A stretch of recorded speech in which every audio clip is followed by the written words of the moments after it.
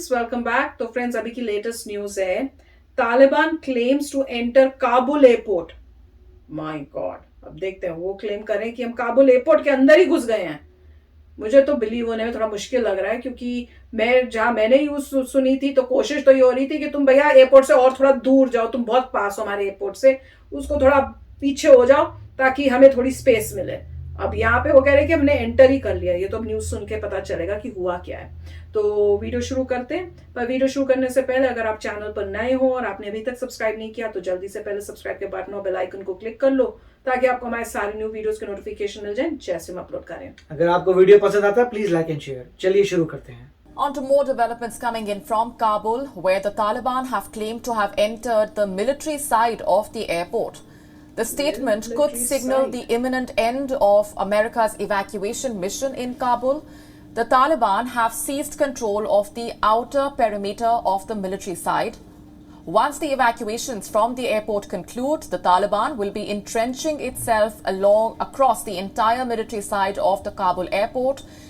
Earlier, the Taliban had claimed capturing parts of Kabul airport, which were refuted by the Pentagon. The Pentagon still asserts that the airport remains under US military control.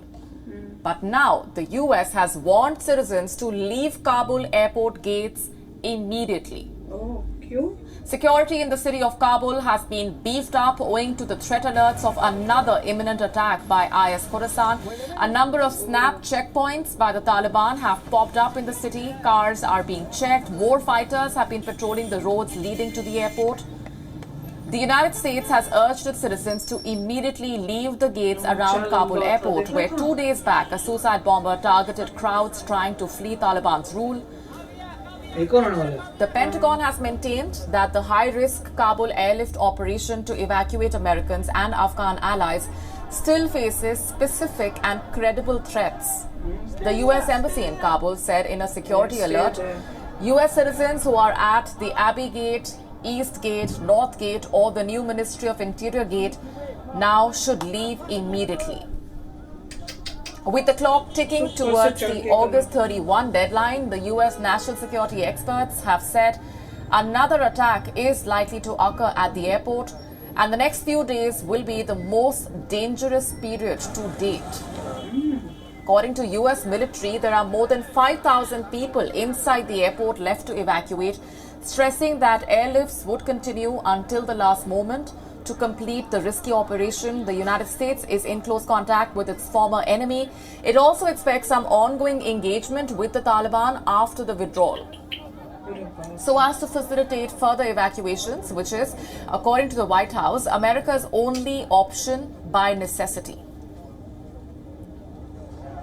This is the period of time when the military, commanders on the ground, and forces begin to move not just troops home, but also equipment home. And that is often a very dangerous part of any mission. But in this case, they're also doing that while there is an ongoing and acute threat from ISIS-K. For security, I would defer to DHS, who runs that operation. I'm very comfortable. We've worked to streamline that operation. As I said in my opening comments, we're doing biographical and biometric testing across the various agencies of the interagency, to include our counterterrorism and intelligence communities.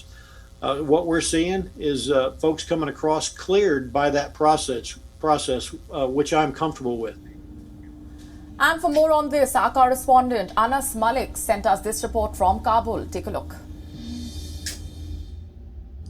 The Afghan Taliban have now seized control of parts of the military side of Kabul's international airport, though the Pentagon says that they're very much in charge. Local Taliban sources tell me that they have taken control of some of the gates. There are 7 entrances to the military side, and some gates have been taken over by the Taliban after allied forces left, such as the Danish forces, the Finnish forces, the Dutch forces, and the other forces from other countries as well.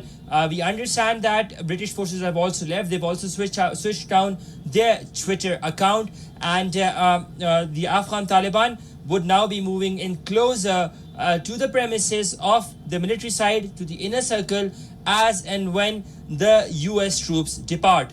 Anas Malik in Kabul, Afghanistan, for WION, World is One. तो friends बहुत अच्छा video था, क्योंकि इसमें clippings भी वहां की बता रहे हैं, एग्जैक्टली दिख रहा है कि क्या हो रहा है। तो मैं तो कई बार ये हो रहा था कि मैं सुनना बंद करके देख रही थी एग्जैक्टली क्या हालात है। तो इसमें जब मैं देख रही थी कि मुझे देख के वो शौक क्या लग रहा था कि जो सोल्जर्स, अमेरिकन सोल्जर्स, कैसे उनको हैंडल करना पड़ा इतना बिग क्राउड। और मैं बता रही हूँ आपको, यहाँ यूएस में कभी ऐसा क्राउड उन्होंने लाइफ में नहीं देखा होगा। उनके लिए वो इटसेल्फ ही एक शौक होगा कि कैसे मैनेज करें इतने लोगों को।